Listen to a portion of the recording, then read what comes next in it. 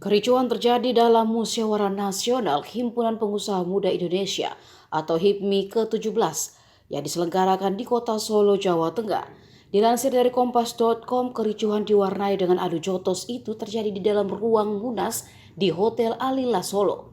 Dari video yang ramai beredar, tampak satu sosok peserta Munas jadi bulan-bulanan peserta lain.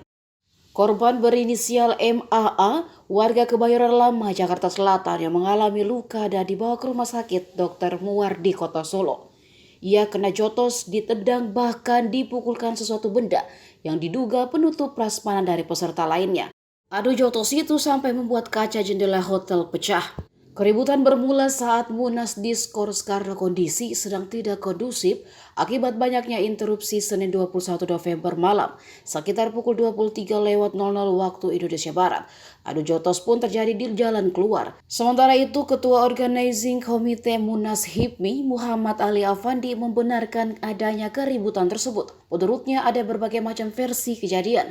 Meskipun demikian, ia mengaku kericuhan ini terjadi di luar sidang pleno Munas. Diduga karena adanya kesalahpahaman antar peserta Munas.